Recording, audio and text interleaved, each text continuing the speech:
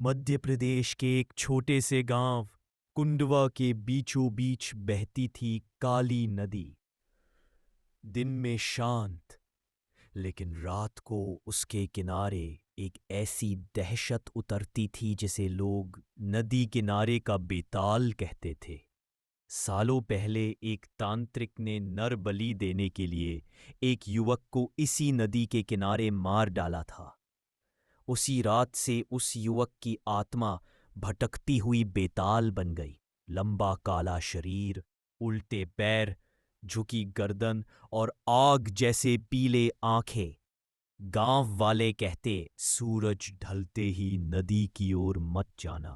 बेताल आवाज लगाता है और जो इसकी आवाज सुने वो वापस नहीं आता।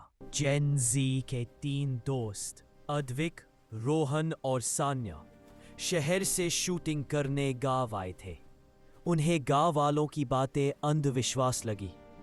रात में कैमरा लेकर वे नदी किनारे चले गए। रात काली थी, हवा भारी और नदी के ऊपर अनजानी ठंड तैर रही थी।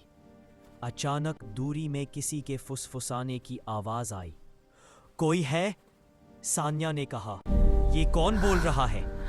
रोहन हंस पड़ा। शायद मेंढक होगा।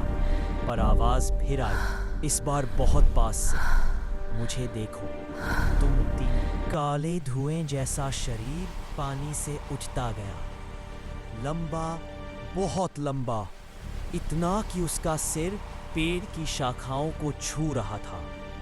पैर उल्टे, आंखें पीली चमकती और दांत इतने बड़े कि ऐसा लगता जैसे इंसान की गर्दन पलक झपकते तोड़ दे।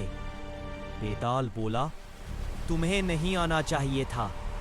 अब तुम मेरा हिस्सा बनोगे।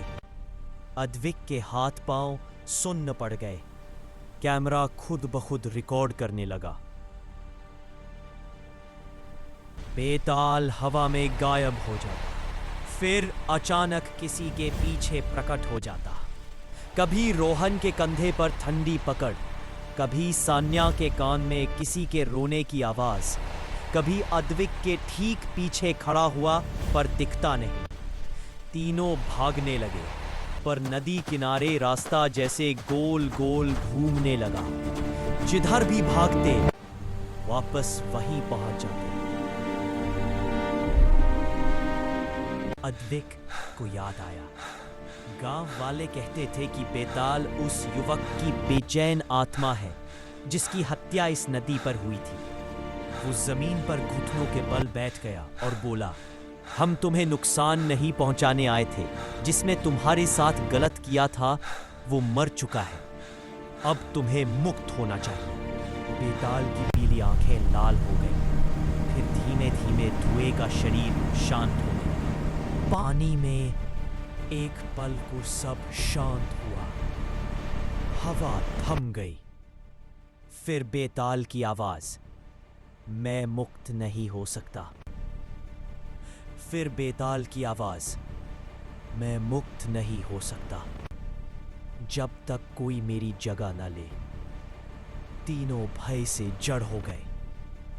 अचानक बेताल ने जोर की चीख मारी और नदी में घुल गया। नदी फिर शांत थी, लेकिन जाने से पहले उसने आखिरी शब्द फूंके, अगली अमावस्या मैं लौटूंगा।